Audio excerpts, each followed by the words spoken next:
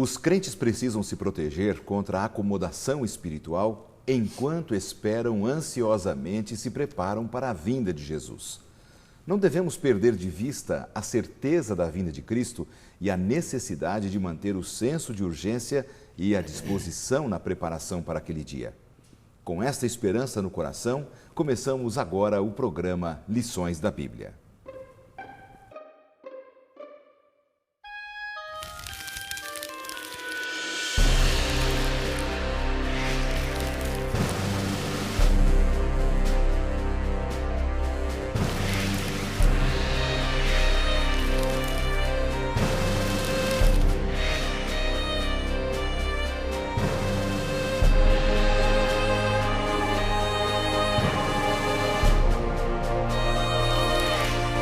Nós, porém, que somos do dia, sejamos sóbrios, revestindo-nos da couraça da fé e do amor, e tomando como capacete a esperança da salvação. 1 Tessalonicenses 5, verso 8. Tema da semana: Eventos Finais. Está no ar mais um programa Lições da Bíblia. É um prazer sempre estarmos juntos para abrirmos o livro santo e vermos o que Deus tem de especial para a sua vida e para a minha vida. Nós temos um tema maravilhoso nesta semana aqui no programa, cujo tema principal é eventos finais. A mensagem principal que vamos estudar fala sobre eventos finais da história deste mundo de pecado. A esperança, a justiça, o amor, a misericórdia de Deus, tanta coisa envolvida com esse tema, nós vamos crescer bastante ao longo do programa de hoje. Eu tenho o prazer de receber dois amigos que estão vindo ao programa repartir um pouco daquilo que entendem, a sua visão da palavra de Deus referente a este tema. Prazer de receber o pastor Eliezer Júnior. O pastor Eliezer Júnior já é um amigo aqui do programa, está voltando mais uma vez e ele trabalha na região Nordeste para a Igreja Adventista do Sétimo Dia. Ele ocupa uma função que inclusive é recente, não é, pastor? É a função de secretário de uma região que nós chamamos de União Nordeste Brasileira. E é um prazer muito grande, pastor, recebê-lo aqui na bancada do programa. Pastor, o prazer é todo meu e eu trago um abraço de todos os membros e irmãos lá do Nordeste. Maravilha. Com certeza estão ligados agora, nos assistindo. Ali a TV Novo Tempo está aberta em muitas cidades daquela região, né, pastor? Muitas. E nós temos avançado cada dia mais, as portas estão abertas para a Novo Tempo. Eu disse aqui que o senhor é um secretário de uma região administrativa que nós chamamos de União Nordeste Brasileira. Qual a principal função como secretário para que os nossos telespectadores possam entender um pouquinho do seu trabalho do dia a dia? Pastor, o secretário ele dá um suporte ao presidente do campo da União e também ele cuida da liderança da igreja. Ele está sempre presente ali, orientando os anciãos e também ele resguarda os princípios da igreja, as doutrinas da igreja. Essa é a função do secretário. Maravilha, está aí a explicação da função do pastor Eliezer. Eu também tenho o prazer em receber o pastor Carlos Ferreira dos Santos, que também vem dessa região Nordeste brasileira. Pastor Carlos, seja bem-vindo aqui à bancada do programa.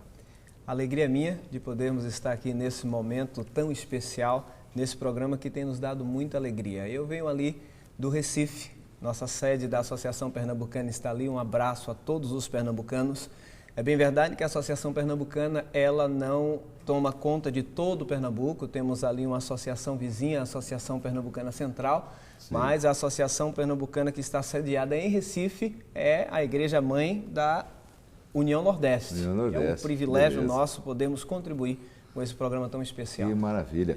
E a União, pastor, vai de Alagoas até o Piauí. É muito grande, uma união muito grande. Uma união grande, realmente. E já foi maior. E recentemente foi dividida, né? Formando a União Leste Brasileira. Pois é. Ficamos... Para os nossos amigos que não são da Igreja Adventista, estão nos acompanhando agora, são regiões administrativas para facilitar a administração da igreja, provendo, então, projetos de evangelismo, crescimento, cuidado, uma maneira mais fácil de se fazer a igreja ter a sua trajetória mais retilínea, mais correta, mais tranquila, crescendo para a honra e glória de Deus, né? Amém. E olha, aí está o representante, então, os dois representantes da região Nordeste brasileira. Meu abraço a todos os amigos nordestinos que estão sempre acompanhando. O pastor Carlos também, companheiro de sala de aula, né, pastor Carlos? Estamos estudando juntos aí. Sofrimentos. Prazer aí estarmos juntos trabalhando e estudando também.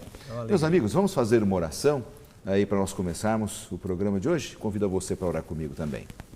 Bom Deus e Pai, graças te damos pelo privilégio de abrirmos a Tua Palavra. Que o Teu Espírito possa nos dar entendimento para compreendermos a Tua vontade para a nossa vida. Amém. Em nome de Jesus. Amém. Amém. Vamos pegar aqui uma visão de cada um de vocês, bem rápida, para a gente começar a conversar sobre esse tema que está na primeira carta de Paulo aos Tessalonicenses, capítulo 5, versos 1 a 11. Nesses 11 versos, você pode abrir a sua Bíblia em casa para acompanhar. Nós temos muita indicação de Paulo, de muita coisa referente aos eventos finais da história deste mundo.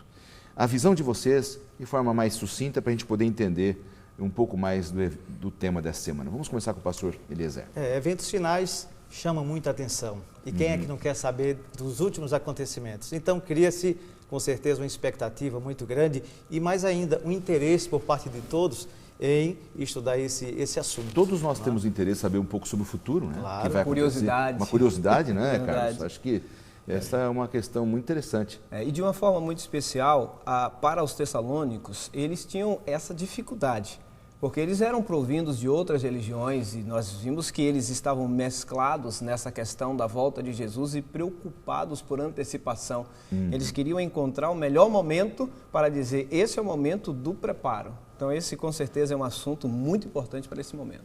Que maravilha. Bom, a ênfase de Paulo não é simplesmente esclarecer para nós detalhes sobre a vinda de Jesus, mas dar uma noção para nós da responsabilidade de estarmos sempre prontos, sempre vigiando. Por que Paulo dá essa ênfase, pastor Eliezer? Dessa necessidade, ele não está preocupado em dar detalhes de como será a vinda de Jesus, mesmo porque talvez ele não saberia, com certeza, né? Uma coisa que não está revelada totalmente, temos apenas algumas linhas de revelação sobre isso. Mas por que ele estava preocupado com que os cristãos estivessem prontos? Porque na época estava existindo um problema de que muitos estavam tranquilos, né? Paz e segurança, essa era a mensagem, paz e segurança. Então Paulo agora ele começa a despertar, a conduzir essas pessoas para que elas pudessem, digamos, acordar. Né? Elas precisavam acordar. E outro problema que estava sendo enfrentado lá na igreja de Tessalônica é que eles estavam marcando também datas. Então era o outro extremo. Quer dizer, uns São estavam dois muito extremos. tranquilos, uns, não estou muito preocupado com a volta de Jesus, não. E os outros já preocupados demais, marcando até data, é isso? datas. Eu acho maravilhoso a forma como Deus é sábio. Imagine se por antecipação todos nós soubéssemos, quem sabe, quando nós iríamos morrer. Talvez nós teríamos uma vida, para alguns, extremamente difícil, para outros, extremamente desleixados. E aqueles que faziam parte da igreja de Tessalônica tinham essa dificuldade. Eles queriam um momento exato para que daí pudesse se desvencilhar das outras coisas e focar no seu preparo. E nos dias de hoje a gente percebe que muitos de nós cristãos gostaríamos de, quem sabe, por antecipação, saber disso também. E abrir mão, quem sabe, desse cuidado momentâneo agora, que é o nosso crescente diário, e quem sabe focar no momento só. E Deus é sábio ao nos dar alguns sinais, mas não nos focar num tempo, num dia, numa data, para que nós possamos nos preparar continuamente. Exatamente. Porque eu entendo que o preparo tem que ser constante, né? E crescente, como disse o pastor, e contínuo. Então, cada dia eu tenho que buscar. Não é apenas esperar que o momento chegue, aquele momento vai chegar e agora eu me despreocupo, não. Mas quando se trata de salvação, quando se trata da volta de Jesus Cristo, nós temos que estar prontos, é agora, é já, é nesse momento. Exatamente, porque se nós realmente, como vocês falaram, soubéssemos a data da volta de Jesus, a tendência humana, especialmente nesse mundo de pecado, é a gente deixar para amanhã mesmo. Jesus vai voltar em 2000 e não sei quanto, eu ainda tenho mais tantos anos para isso, eu vou viver minha vida. Porque aí sim, Satanás ia colocar muita divergência na mente do crente, não é? Por isso que é importante essa questão do preparo, né? E pastor, ainda mais, a gente comparando tudo isso aí a uma sala de aula, por exemplo, quando nós temos uma prova marcada, quando se tem uma prova marcada, Sim. e muitos estudantes deixam para estudar quando? No dia da prova. No dia da prova ele estuda, ele vai lá, ele busca. Mas quando o aluno não sabe, né? Quem sabe ele já começa a estudar, porque ele não sabe o dia que ele vai ter que fazer aquela prova. Você me faz lembrar de um professor que eu tive no ensino médio que não marcava as provas. Ele dizia, todo dia eu posso chegar e dar uma prova. Era um desespero, pois era a matéria que a gente mais estudava, porque a gente não sabia quando a prova viria. Então, todo mundo sempre ligado, sempre atento, e não tinha como chorar para ele, porque era uma coisa combinada antes das aulas começavam. É assim. A qualquer momento. E ponto final. Né? Na prática, isso acontece lá em casa. Quando eu saio, digo para o meu filho, às 10 horas eu volto e quero encontrá-lo tomado banho, TV desligada e pronto para dormir, por exemplo. Aí ele milimetrava, ele marcava o horário, e quando faltava 10 minutos para eu chegar, ele tentava fazer tudo que tinha que ser feito em 1h30. E quantas vezes eu antecipava essa minha chegada, e quando ele percebeu abrindo a porta, ele corre e começa a bater as coisas no banheiro, e eu já sei. Ele se atrasou porque ele esperou que eu chegasse exatamente naquela hora. Agora, muitas vezes é assim. É verdade. Agora, quando nós falamos sobre a questão de eventos finais, fatalmente vem à mente de um cristão, daquele que está sempre lendo a Bíblia, a imagem de uma cena de juízo, aquela visão de uma cena de juízo. Porque se haverá então um fim desse mundo de pecado, se a Bíblia nos alerta para eventos finais desse mundo de pecado, é porque haverá um final, Deus está julgando todos os seres humanos, está julgando o mundo. Como é que a gente pode ter uma visão positiva do juízo de Deus? Porque alguns têm uma visão muito negativa, uma visão enfrentam com medo. Como eu posso ter uma visão positiva do juízo de Deus? Nós não podemos esquecer que o juiz ele tem uma finalidade, é trazer à tona aquilo que vai prover liberdade, aquilo que vai prover e trazer a verdade e fazer com que essa verdade seja de fato aquilo que precisa ser.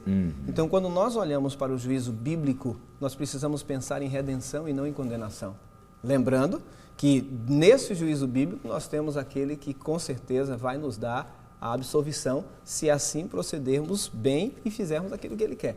Então esse juízo não pode produzir em nós medo, tristeza, porque o juiz que está lá, nós o conhecemos bem. E se ficarmos com ele, a absolvição é certa. Existe um aspecto positivo e negativo, pastor Eliezer, do juízo, né? Existe. Qual é o aspecto positivo e o aspecto negativo, por exemplo? Então vamos dar um exemplo, né? Vamos dar um exemplo aqui, a vida de Moisés. Moisés, ele desobedeceu porque Deus disse, olha, você tem que falar a rocha, e ele bateu. Né? Então houve uma consequência, digamos, um juízo negativo. Ele foi impedido de entrar na terra prometida. Porém teve um juízo também positivo. E qual foi? Ele foi transladado, ele foi para os céus, ele ressuscitou e foi levado aos céus. Pois é. Né? Então os nossos atos, nós teremos que dar contas. Nós teremos que ajustar diante de Deus. E como disse o pastor Carlos aqui, nós temos um advogado junto ao Pai, que é Jesus Cristo, o justo. É verdade. Agora, quando Adão e Eva pecaram, por exemplo, que o pecado entrou no mundo e Deus havia falado, olha, vocês não devem me desobedecer ou comer daquela árvore, do fruto daquela árvore, porque os olhos de vocês serão abertos, vocês vão viver no pecado e a morte vai entrar na raça humana. Vocês vão perder a vida eterna. Mas mesmo assim eles desobedeceram e comeram do fruto. Onde está, depois, no passo seguinte à entrada do pecado, os aspectos positivo e negativo do juízo? Que Deus já fez um julgamento ali, naquele momento. Não é? Mas a proporção que ele faz esse julgamento, ele vem e restaura tudo. Ele provê o perdão, e eu fico imaginando, pós ter comido do fruto, a ansiedade daquele casal, sem saber o que lhe aconteceria dali por diante. E Deus vem, faz o que tem que ser feito, faz com que haja com justiça para que aquele pecado fosse pago, extirpado, mas provê para eles uma válvula de escape, provê para eles um novo caminho e diz para eles, vocês, uma saída, né? Vocês têm uma saída. Exato. É como muitas vezes acontecia na minha infância, meu pai chegava, eu cometia algum erro e ele dizia assim, depois a gente conversa. Isso, era terrível. Nossa, era terrível. A pior coisa do mundo é ouvir do ficava, pai, depois a gente conversa. É quando ele vai conversar. Então, o juiz ele traz esse ponto final na culpa. Reinicia como ele fez. Nova vida, novas escolhas, novas oportunidades. Então, por exemplo, os aspectos positivos e negativos do juízo, ali no Éden, pastor, especificamente, na história de Adão e Eva, os positivos, por exemplo, Deus falou ali para eles, a família vai ser mantida, esse é um aspecto positivo. Sua vida vai ser preservada. A vida vai ser preservada, os seus filhos vão nascer e isso vocês vão ter muitas gerações. E mais ainda, a inimizade entre a criação de Deus, a criatura de Deus e Satanás, serpente, e o inimigo, aquele que causou o sofrimento. Que parece uma banalidade, mas isso é importante, nós somos inimigos dele mesmo. Não é? E isso é até uma forma de nos protegermos, né? Nós temos que servir a Deus. Então, vocês serão inimigos, graças a Deus vão ser inimigos daquele que nos levou à tragédia maior da raça humana, né? E os aspectos negativos, óbvios, né? O sofrimento, o suor. É verdade. O próprio domínio de um sobre o outro, isso começa a marcá-los para que também eles não esqueçam que todos os seus atos teriam também as suas consequências. Né? E a mulher também, para dar luz, quanto sofrimento, né? Então, tudo isso aí veio como essa parte negativa. Agora, alguns falam assim, se Deus é amor, por que ele tem que julgar? Por que eu tenho que ir para uma cena de julgamento, de juízo? Ele não é amor? Mas antes ele nos dá, né, o caminho direito, o caminho certo, o caminho que conduz a uma vida boa, né, uma vida sem sofrimento. Mas quando a gente escolhe fazer a nossa vontade, que aí vem as consequências, nós temos que também dar uma, digamos, ir diante dele e reconhecer os nossos atos, e nós temos que pagar pelos nossos atos. É por isso que esse juízo ele é redentivo. Ele vem sempre buscando o melhor para o ser humano. E muitas vezes nós abrimos mão daquilo que é melhor. E se Deus não nos julgar e não nos trouxer de volta para o caminho da justiça, nós vamos continuar prosseguindo pelo caminho errado. E ao prosseguir por esse caminho errado, no final vamos colher aquilo que não gostaríamos de colher. Então Deus, quando vem para trazer sobre nós essa justiça, Ele vem para nos chamar de volta para o caminho e dizer, esse é o melhor caminho, vamos por ele. E quando a gente olha a escolha. E quando a gente olha para a questão do juízo de Deus, também é um ato de amor, né? Também. Porque é a forma que ele já marcou que haverá um juízo, porque ele quer pôr um fim a esta relação difícil que o pecado tem exercido com a raça humana, não é? Também é um ato de amor, abreviar esse sofrimento humano. Com certeza. Humano, né? E pastor, eu diria o seguinte, que Deus ele é tão maravilhoso. E muitas vezes a gente não olha nesse aspecto assim que eu vou falar agora. A dor, por exemplo. Quem é que gosta de dor? Ninguém. Ninguém gosta de dor. Mas é importante a gente saber onde é que está doendo. Por quê? A gente se protege também. Porque aí a gente vai buscar a cura. A gente busca sanar aquilo que está nos causando a dor. Exatamente. Meus amigos, o nosso tempo está caminhando rapidamente. Eu preciso chamar o intervalo. Então nós vamos para um rápido intervalo. Não saia daí. E já já nós voltaremos com a continuação do assunto dessa semana aqui no programa Lições da Bíblia.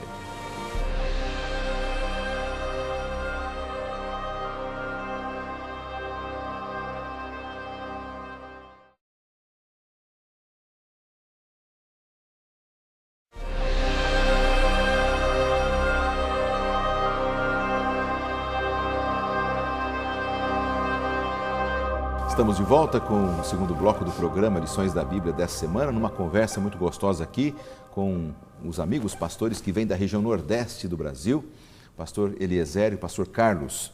Bom, meus amigos, estamos conversando sobre os eventos finais da história deste mundo, o texto do apóstolo Paulo na sua primeira carta aos Tessalonicenses, capítulo 5, versos 1 a 11. Realmente um texto extraordinário, esses versos que estamos estudando ali do apóstolo Paulo. Bom, eu queria agora comentar com vocês, que vocês me ajudassem e juntos com os nossos telespectadores também, entendermos um pouco sobre essa questão da volta de Jesus repentina e inesperada. Interessante que Paulo faz uma comparação que Jesus já havia feito da forma repentina, como vai acontecer a volta de Jesus. Que exemplos, no caso, Paulo dá dessa forma repentina como Jesus virá, pastor Eliezer? Ele dá o exemplo do ladrão, né? O ladrão nunca ele manda um recadinho dizendo, olha, eu vou estar aí na sua casa tal dia, tal hora. Deixa a porta aberta para então já facilita. Para evitar o arrombamento. Já facilita aí para mim. Ele não diz isso. Assim será a vinda do nosso Senhor. Sim. Né? E outro exemplo que ele dá é o nascimento, né, de uma criança. Né? A gente sabe que depois de 9 meses, eu tenho 2 filhas e sei muito bem isso aí. Depois de 9 meses, a esposa fica ali já em alerta, mas fica apenas em alerta, não sabe o dia nem a hora que a criança vai nascer. Então, Jesus Cristo, no seu amor, na sua misericórdia por todos nós, ele disse, olha, a minha vinda será semelhante. Aí ele citou esses 2 exemplos e aí Paulo, ele reforça isso aí. E é interessante como muitas vezes hoje nós percebemos que a grande maioria das mulheres, elas já não querem mais ter filhos com parto natural, com parto normal. Interessante, é verdade. Elas já querem marcar a hora, o momento, o obstetra já não quer perder a sua noite, ele quer, como um médico clínico, ter o seu horário de trabalho, e com a volta de Jesus não pode ser assim. É por isso que quando a Bíblia se utiliza aqui mesmo na carta aos Tessalonicenses acerca desses tempos e dessas épocas, onde o dia do Senhor finalmente acontecerá e ele virá nas nuvens do céu, temos os sinais, como a mulher que está grávida e sabe que dará à luz, mas ela precisa perseverar, ela precisa manter o seu cuidado até que finalmente esse filho venha a ser gerado, esse filho venha, ou melhor, a nascer. E termos o privilégio de tê-lo nos braços e ter a alegria da surpresa de ver essa criança nascer. Assim será a volta de Cristo. Alegria depois de tanta dor, né, e sofrimento aí, enjoo, então nasce a criança para a alegria de todos, né? Paulo achou assim realmente algumas expressões muito interessantes, né? Jesus já tinha usado a questão do ladrão e ele coloca aqui a da mulher que está para dar à luz. Ele pegou situações realmente que ninguém... Não tem escapatória. Está se preparando, mas ninguém sabe a hora. E do dia a dia, né? A gente convive com isso direto. Exatamente. Né? Agora, no verso 1 aqui do capítulo 5 da primeira carta de Paulo aos Tessalonicenses, esse texto é interessante. Irmãos, relativamente aos tempos e às épocas, não há necessidade de que eu vos escreva. Quando ele fala em tempos e épocas, é possível que alguns dos irmãos, então, estivessem preocupados em fazer cálculos e marcando o retorno de Jesus ou tentando determinar que Jesus voltaria em algum momento? Dá a entender? É neste verso que a gente tem a entender esse sentido? Eu queria ouvir vocês aí. E a gente percebe que isso aí não é muito tempo, a gente já convive com isso aí. Até os nossos dias, nós temos isso aí, né? Sempre marcando datas e datas, o ano 2012, né? E assim vai. Então a humanidade deseja especular em cima da volta de Cristo. Quando o próprio Jesus Cristo disse, olha, nem eu sei, somente o Pai. Então não adianta ficarmos ali preocupados com a data, nós temos que nos preocupar com o nosso dia a dia, o nosso relacionamento com Deus, com o semelhante, é isso que nós precisamos. E é interessante como a Bíblia coloca muito claro que esse tempo do fim não é o momento do nosso preparo. Nosso preparo é diário. Vem bem antes. Vem bem antes. Precisamos estar diariamente lendo a Bíblia, precisamos permanecer diariamente fazendo a vontade de Deus, porque esse momento em que Jesus voltará é surpresa para mim, é surpresa para você, e todo momento é momento de preparo, é momento de transformação. E eu percebo que os tessalonicenses sofriam exatamente disso também. Tinham essa ansiedade por saber, será que é hoje, será que é amanhã, será que esse é o momento final para que eu possa, de fato, me desvencilhar, abrir mão das outras coisas e focar em Deus?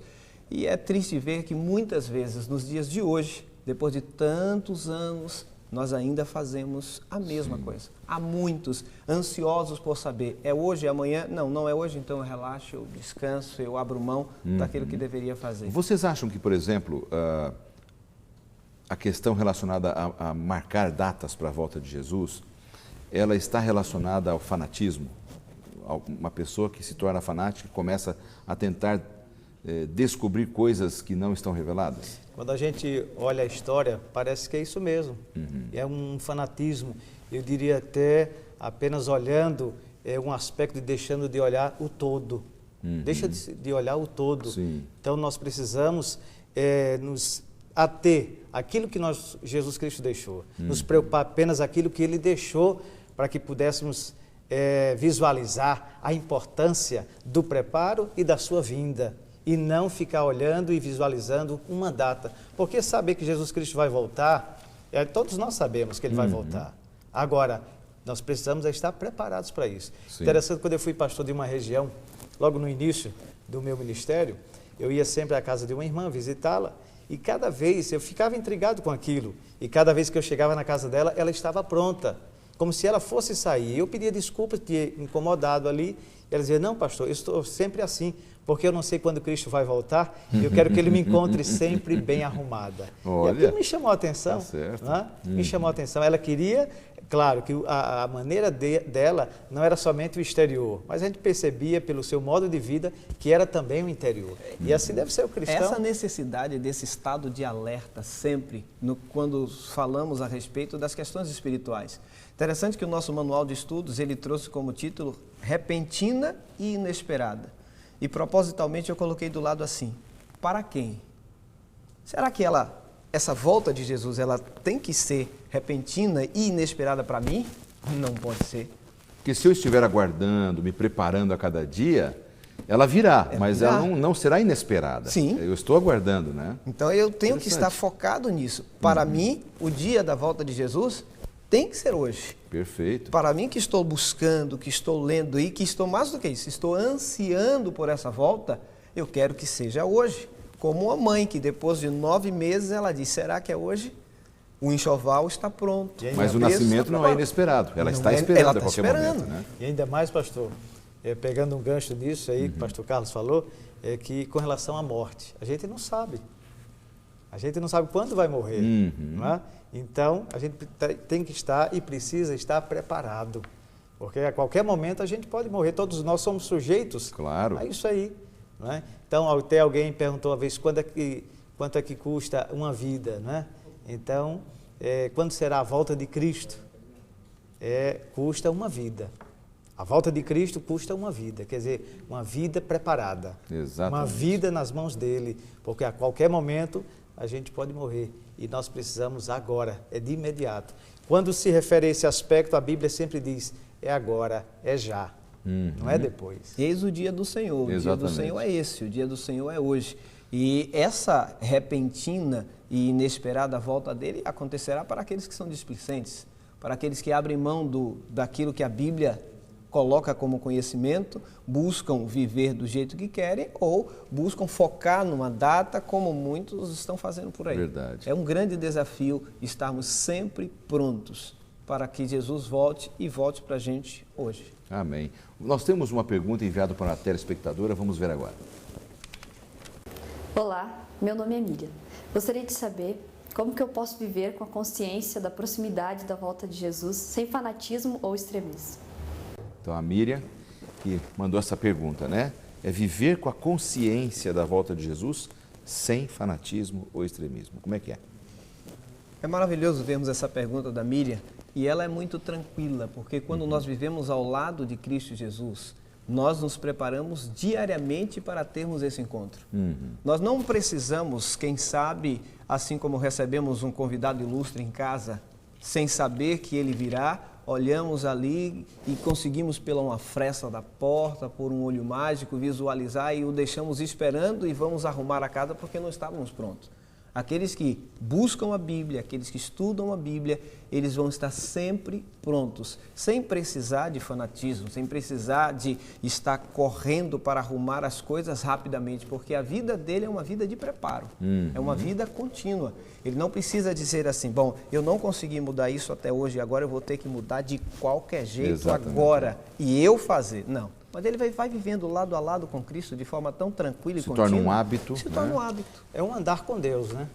É um andar com Deus. E Jesus Cristo deixou essa lição muito grande para os discípulos. E os discípulos não tinham a mesma mente e a mentalidade que eles tinham no início, no final, quando eles tiveram que olhar para Jesus Cristo voltando aos céus. Não é? Eles não tiveram, mas aquele caminhar com Cristo, com certeza, eles aprenderam. Então, é a mais ou menos aquela experiência de Enoque, né, pastor Elias? Exato. Verdade. Enoque andou com Deus. E isso lhe foi imputado como justiça. Andar com Deus, comunhão com Deus. De que forma hoje nós podemos incentivar aqueles que estão nos assistindo, as pessoas que estão em diferentes comunidades cristãs, buscando verdadeiramente a Cristo, de que forma nós podemos orientá-las a andar com Deus? O que é andar com Deus? Como estar em intimidade com Deus a cada dia? De forma bem prática, assim. Bem prática. Então, nós temos que, primeira coisa, na primeira hora do dia, eu creio que não tem hora melhor do que essa. Você buscar a Deus, falar com Ele Você abertamente. acorda e separa aquele período Aquele momento, né? estudar a Falar palavra com de Deus, Deus. abrir mesmo o seu coração a Deus. Olha, e dizer, Senhor, eu quero, oh Deus, como Ele deseja mesmo, como Ele chama. Senhor, eu quero esse dia, né? Andar contigo. Eu tenho muitas coisas para fazer, então me ajuda, né? Me ajuda no meu negócio, dentro de casa, onde quer que seja, que eu possa ter a tua orientação. Então, ele se entregar, esse caminhar, eu diria que é uma entrega. É uma entrega de todo o seu ser, né? De toda a sua vontade, aquele que pode e vai fazer com que o seu plano se encaixe no plano de Deus. Exatamente. E essa entrega, ela não é algo formal, mas é algo contínuo. Outro dia eu estava num sinal de trânsito e eu estava tão contrito com Deus que de repente eu percebi as buzinas atrás do carro buzinando, porque eu estava com um pensamento tão voltado para Deus que esqueci de romper depois que o sinal ficou verde. Muitas vezes a gente formaliza esse estar com Deus, este andar com Deus. Alguns acham que eles precisam se ajoelhar naquele momento. Exatamente. Né? Quando você tem que ter esse convívio diário, essa coisa gostosa de sentir que Deus está com você em todos os momentos. Nas coisas simples, Nas coisas né? simples. A gente vai, por exemplo, no shopping, né? Você vai ali, né, rodeando ali para encontrar uma vaga para estacionar o carro. De repente você chega e já encontra. Você coloca ali, naquele momento agradece a Deus, ô Senhor, que coisa boa. Quer dizer, são nessas coisas Detalhes simples, da vida, detalhes. né? E aí, quem sabe, isso aí vai nos ajudando nas coisas maiores, a gente se entregar e verdadeiramente caminhar com Ele. Porque às vezes eu tenho a seguinte impressão, Carlos, desculpe te cortar, eu já vou te dar a oportunidade, é que Deus, ele faz parte da nossa vida só em alguns momentos. Não dá essa impressão na vida de Tipo, quando eu estou muitos na igreja, cristãos? quando eu estou agora é a hora de ir à ajoelhado. igreja, eu ponho uma roupa, eu pego a minha Como se Bíblia e vou à tivesse um igreja. botão, né? Como se fosse aquele momento tem que cumprir aquela obrigação. verdade. Volto para casa, eu esqueço da religião, não converso mais com Deus, passo o dia sem falar com Ele, dias sem ler a Bíblia, e aí é como se Deus estivesse à parte da minha vida. Então, é aquele trinômio, Bíblia, oração e testemunho. Há um velho ditado que diz que a boca fala aquilo que o coração está cheio. Exato. Se estamos alimentados de Deus, se estamos felizes por estar junto dEle, é normal falarmos acerca de Deus, é normal comentarmos acerca de Deus, é normal buscarmos a Deus nas mínimas coisas. Ou estamos comprando alguma coisa, pedimos orientação de Deus. Deus, me ajuda nesse aspecto, me ajuda a escolher bem, me ajuda a fazer aquilo que eu tenho que fazer da forma correta. Então, essa relação se torna bonita quando a gente percebe uma garota que começou a namorar, né? Então, quando ela chega em casa, conta para a mãe, para o pai, olha, ele é assim, dá detalhes. E quando ela está com o namorado, fica ali naquele relacionamento, naquele momento gostoso. Então, é isso que nós precisamos. É esse relacionamento com Deus, esse relacionamento gostoso, né? E a gente sair depois contando para as pessoas, né, o que Deus tem feito na nossa vida. É o que você falou do testemunho. Contínuo. Então, a gente estuda a palavra de Deus, a gente ora e depois a gente sai para falar desse Deus que tem feito maravilhas em todos nós. Então, por exemplo, uma pessoa que às vezes marca datas ou se torna muito fanática, muito exigente com os outros com relação à volta de Jesus, pode ser que ela não esteja em sintonia tão plena em comunhão com Deus como ela imagina que está? Com certeza, porque ela não está focada em ter uma convivência diária. Ela quer um ponto, e salvação não é um ponto. Salvação é a continuidade. É uma trajetória. É uma trajetória de uma vida inteira. Então, quando a pessoa ela está muito focada numa data, como muitos ali em Tessalônica estavam, ela quer um momento. Então, estes outros momentos eu vou viver do jeito que eu quero, perdulariamente. Mas se eu sei que é esse o momento que Jesus vai voltar, aí nesse momento eu volto para Cristo. E aí vai se passar a cega, vai findar o verão e não vai haver salvação. É verdade. Porque a salvação é um contínuo. Outro dia eu entrei para postar alguma coisa no Facebook e alguém entrou. Pastor, eu preciso de um conselho e é urgente. E eu parei para dar um conselho e disse, pergunte, o que é que está acontecendo? Ele me disse, olha, eu estou na igreja já há muito tempo e eu não sei se não chegou o momento de Deus dar uma volta no mundo para sentir novamente necessidade de Deus. E eu fiz uma pergunta direta para ele. Eu disse, quanto tempo faz que você não fala de Deus para alguém? Quanto tempo faz que você não ensina de Deus para alguém? E ele me respondeu, eu não sei quanto tempo faz que eu ensinei para alguém. Ou quanto tempo faz que ele não está em sintonia com Deus Então também, ele perdeu essa Porque essa é o Espírito sintonia. Santo quem gera a fé também, Sim. né? A fé vem pelo ouvir a palavra de Deus, diz Paulo também. E mediante a pergunta que você fez aí, o que leva a esse extremismo, é justamente isso aí. É o foco em uma coisa só. Verdade. Né? Então, oração, estudo da Bíblia e testemunho, isso sim, isso aí vai despertando, né? Toda uma vida, todo um caminhar com Cristo. Maravilha. Meus amigos, o tempo está voando, né? E eu preciso chamar agora um rápido intervalo e em seguida voltaremos com o terceiro e último bloco do programa Lições da Bíblia dessa semana. Não saia daí.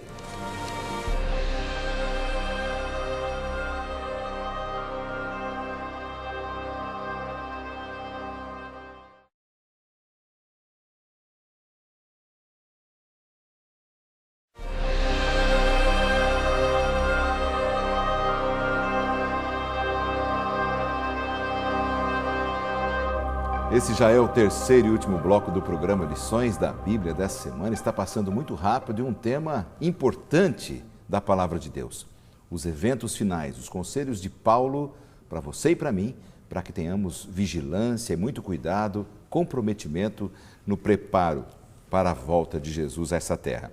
Nós estamos conversando com os nossos pastores amigos que vêm da região Nordeste, pastor Eliezer e pastor Carlos, e eu quero oferecer para você a oportunidade de aumentar o seu conhecimento sobre a volta de Jesus e esses eventos finais que envolvem a volta de Jesus. Sempre é bom a gente estudar a palavra de Deus, não é verdade? Então eu quero oferecer para você mais uma vez esta série de estudos bíblicos Princípios. Ela está no formato revista, ela está muito bonita, com temas extraordinários e eu tenho certeza que você vai gostar demais de estudar os temas referentes ao tempo do fim aqui nesta revista. Para você solicitar gratuitamente, e vamos enviar para a sua casa com o maior carinho, basta você fazer a sua solicitação pelo nosso blog, ou por e-mail, ou para o endereço que está aí agora na sua tela, e nós vamos enviar. Aqui a Novo Tempo vai enviar com muito carinho para você. Então, não perca a chance de aumentar os seus conhecimentos e estudar a Palavra de Deus, tá bem? Amigos, eu tenho 2 pontos que eu gostaria de tocar agora com vocês, nessa parte final, que é a questão de nós mantermos vigilância constante e como nós podemos nos animar uns aos outros nesses dias difíceis em que vivemos até a volta de Jesus. Parece-me que naquele tempo de Paulo, e aí eu queria que vocês me ajudassem a esclarecer, havia uma definição até entre os filósofos. Paulo usa a palavra sóbrio, né? Ele diz para a gente não se embriagar, não viver como os ébrios, não estar embriagados. Como é que os filósofos interpretavam a questão da sobriedade naquela época de Paulo, pastor Carlos? Consciência plena daquilo que estava fazendo, iluminação mental, sabe? Fazer aquilo que tinha que ser feito de forma consciente. Interessante é que o antagonismo dessa sobriedade é a embriaguez. E parece que muitas vezes, se nós não tivermos cuidado, a religião ela embriaga mesmo. E parece que alguns ali da igreja de Tessalônica estavam tão embriagados com esta mensagem que queria que tudo acontecesse de forma rápida, em um curto espaço de tempo e se consumasse tudo aquilo que o apóstolo Paulo pregou. E estavam tão focados na volta de Jesus que eles queriam saber o momento exato, a hora exata e não permanecerem vigilantes. Para eles, esta coisa de esperar, esta coisa de não saber o momento exato, os incomodava. E eles queriam ver as coisas acontecendo naquele instante, naquele momento. Há muitos hoje que vão para as N igrejas evangélicas em busca daquilo que é momentâneo.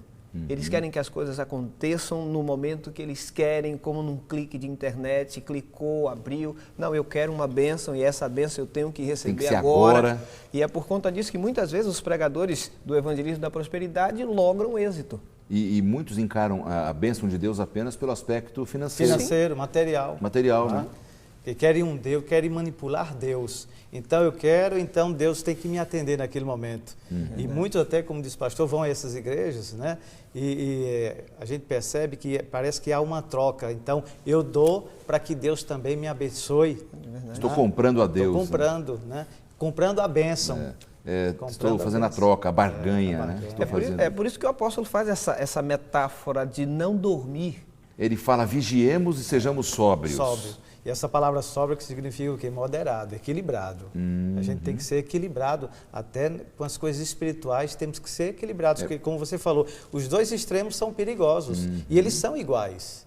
Tanto um lado quanto o outro, tanto a paz e segurança, quanto esse marcar datas, tudo isso aí é extremo. Interessante, que Paulo usou uma expressão, não é, Carlos? Assim, uma expressão muito corrente, muito conhecida, que os filósofos usavam, né, sobre sobriedade, aquele raciocínio pleno, aquela compreensão plena. E Paulo era muito capaz, ele usava realmente o contexto cultural que as pessoas entendiam para colocar ali no seu texto, né? Ele escrevia muito bem também. E é interessante que esse contexto da sobriedade, ele vem nos apoiar no que diz respeito ao grande conflito que nós vivemos. A sobriedade, ela provém daqueles que têm equilíbrio, e a Bíblia é equilibrada. A Bíblia, ela coloca as coisas a partir de um prisma equilibrado, não a partir de um prisma onde você se desespera porque sabe que Jesus vai voltar daqui a um mês e você abre mão de tudo e você sai tentando modificar tudo. Não, a Bíblia, ela é equilibrada, ela vai dentro de um processo de santificação, nos modificando, nos fazendo crescer diariamente para que finalmente chegue o momento em que Jesus voltará. E quando o apóstolo Paulo ele coloca essa necessidade de estarmos sóbrios, ele nos coloca dentro desse ambiente de grande conflito. Esse dormitar, esta falta de sobriedade, este corre-corre em busca de algo que eu quero agora, da forma que eu quero, não provém de Deus. Deus trabalha de forma equilibrada, Deus trabalha de forma gradativa, Deus é um Deus de ordem. É como nós visualizarmos a criação. Ele poderia ter feito tudo em um momento só, mas Deus vai de forma gradativa, construindo todas as coisas. E essa sobriedade provém de Deus. Porém, esta coisa a jato, rápida, de momento... E o ser humano ele é imediatista, Verdade. né? É muito, muito, muito. Imediatista, eu quero agora, eu quero nesse momento, então eu quero ser atendido. Infelizmente, a vida que nós levamos que gera isso aí. Você chega em casa, você tem um controle da televisão, você tem um controle do ar-condicionado, você tem um controle de um equipamento. Então você pega o controle e sai ligando tudo. E aí a gente quer que o nosso relacionamento com Deus também seja dessa maneira, na base do controle. Olha, Senhor, eu quero uma bênção agora, e aí quer apertar o botão, o controle, e não funciona assim. Esses dias eu estava conversando com uma pessoa, estava conversando com um amigo e estávamos analisando exatamente esse ponto. O comportamento das pessoas que vão à igreja adorar a Deus, por exemplo. E aí a conversa nossa chegou no seguinte impasse. Muitos não têm paciência mais para o culto, para a adoração a Deus. Então, no meio do culto, já pegam o celular, começam a passar mensagem, começam a tirar foto, parece que tem que fazer alguma coisa. Não conseguem se concentrar e fazer análise. Então, tem um especialista, né, em comportamento humano e consumidor, e um estrategista, Alvin Toffler, falou o seguinte, que as mentes humanas, a mente humana, ela está incapaz de raciocinar, porque tem muita coisa. Muita coisa. Instantânea, né? Então a gente passa a ser instantâneo. É uma gama de informação muito grande, né, que a gente não consegue mais... uma mente secularizada, talvez assim. E processar. Não consegue consegue mais processar. E perceba o perigo disso, pastor Lanza, porque a Bíblia nos diz que há bênçãos específicas nas mãos de Deus, e essas bênçãos, elas não saem de lá simplesmente porque nós chegamos ali na igreja ou porque temos um nome escrito em um registro de igreja, mas elas saem de lá quando nós oramos, quando nós perseveramos. É um encontro com Deus, né, Carlos? É um encontro, é como o próprio apóstolo disse, é hora de nós vigiarmos. A realidade é que muitos hoje já não querem mais vigiar, já não querem mais orar, já não querem mais perseverar, já não querem mais permanecer fazendo a vontade de Deus. Eles querem algo instantâneo. O que é que eu preciso fazer? Eu preciso ir ali e comprar a bênção? Tá bom. Hoje em dia até os relacionamentos estão instantâneos, né? Entre jovens solteiros e até entre casados. E quer queira, quer não, isso se reflete também no nosso vida espiritual, é verdade. Convívio com Deus. É interessante, outro dia minha impressora quebrou E eu fui levar para consertar. E cheguei lá, o rapaz fez o orçamento e o orçamento dava o preço de uma nova. Aí eu perguntei para ele por quê. Ele disse, não, porque geralmente já estão fazendo isso aí descartável, né? E aí a gente percebe que os relacionamentos também são descartáveis, né? E as pessoas não dão mais valor. Aí quando vai se relacionar com Deus é a mesma coisa. Tem que ser algo de imediato, porque eu não tenho tempo. Né? Se o pregador não está pregando aquilo que eu quero ouvir, eu perco o interesse. Exato. Se a música que está tocando lá não é do meu gosto também, perco o interesse. É estranho, então, o ser humano está vendo, é difícil. Né? Mas eu fico preocupado porque muitas vezes nós que somos estudantes da palavra, nós que estamos na igreja, olhamos para essa coisa comum que o mundo está passando, pelo momento pós-moderno que nós estamos passando, e não nos apercebemos que estamos também entrando nesta mesma linha, nesta mesma onda. É por isso que o apóstolo ele é claro, quando ele diz no verso 8 do capítulo 5 da carta aos Tessalonicenses que estamos estudando, ele diz assim, ó, nós, porém, que somos do dia, sejamos sóbrios, revestindo-nos da couraça da fé e do amor, e tendo por capacete a esperança da salvação. Então não podemos simplesmente olhar e dizer, não, mas todos estão caminhando para esse lado, então eu também vou. Ele faz um adendo e diz, vocês não têm que estar simplesmente misturados com todos que querem fazer assim, porque vocês têm uma luz. E vocês têm que seguir essa luz. Vocês não podem dormitar, vocês têm que estar alerta. O inimigo vai tentar levá-los por um caminho diferente. Mas então Deus, não basta apenas vigiar e ser sóbrio, também tem que ter as armas certas. É a figura do que armas são aqui, essas, pastor? Que armas são essas? Vamos tentar identificar essas armas aí. Que diz, né? É a arma da fé, a arma do amor, né? E a arma também da esperança. Capacete, esperança da salvação. Capacete da esperança. E que quando eu coisa. estava lendo aqui, me fez lembrar aquela figura de Aquiles, da mitologia grega, né? O herói Aquiles, né? Ele colocou toda a armadura, mas esqueceu de cobrir o calcanhar. E foi ali que ele foi derrotado, né? Uma lança veio ali e acertou e ele morreu, diz a mitologia. Assim é o cristão, ele tem que estar totalmente protegido. Protegido com o quê? Com o amor a Deus, o amor às pessoas. Ele tem que ter fé. E fé é o quê? É a certeza de ver as coisas daquilo que ele tem pedido, que Deus vai providenciar, mas da maneira de Deus e não da nossa maneira. Interessante que esperança não tem nada a ver com imediatismo. Esperança está ligada à perseverança. A esperança está ligada a esse convívio diário. E muitas vezes nós não queremos ter esperança, nós queremos ver a realização daquilo que nós queremos e é somente isso. E quando ele fala dessa nossa necessidade de estarmos revestidos com esse capacete da esperança, ela vem a partir do momento que nós vamos convivendo com Deus. E nesse convívio, vamos aprendendo a confiar nele e diariamente vamos confiando e esperando esta volta de forma diária. Não pontual, não daqui a 10 anos, daqui a 100 anos, mas diariamente nos preparando para esse grande encontro. Eu diria mais ainda o seguinte, que a gente tem que fazer isso, como disse o pastor, diariamente, constantemente e não semanalmente. Porque às vezes a gente espera, bom, eu vou sábado na igreja, então na igreja eu fico de manhã, à tarde e, se possível, até à noite também. Cumpro a minha cota semanal toda. Semanal. Aí vem a semana, ele envolvido com o trabalho, com atividades, e aí chega o outro sábado, ele já chega quase definhando na igreja. Então, muitas vezes isso aí gera inanismo espiritual. Então, pastor, como é que nós podemos nos encorajar uns aos outros, né, nesses dias que a gente vive aqui, à luz de tudo isso que a gente conversou? Porque nós precisamos fazer esse papel também, de levar coragem uns para os outros, né, nos encorajarmos. Como nós podemos fazer isso? Vamos começar com o senhor aí. Pois é, incentivando, levando a outra pessoa a ter a mesma experiência que nós temos e mostrar às pessoas que nós temos dificuldades e como nós procuramos resolver as dificuldades. Que estamos confiando, juntos, né? Exatamente, confiando, buscando a direção de Deus, confiando plenamente a Ele, né, os nossos planos. Então nós precisamos estar encaixado no plano de Deus e não pegar Deus para que Ele se encaixe no nosso plano. Aí é onde está a diferença. Então levar isso aí para que outras pessoas também passem pela experiência que nós estamos passando. Acordar o dia com Deus, agradecer pela noite e pedir que Ele nos conduza durante aquele dia, colocar a nossa agenda nas mãos de Deus naquele dia. E por isso que tem que ser diário. Exatamente. Nós temos um jargão lá na Associação Pernambucana que é: nós somos gente salvando gente. Então, diariamente, nós temos que entender que através da nossa vivência com Deus, que através mesmo das nossas provações, nós podemos reerguer outras pessoas também.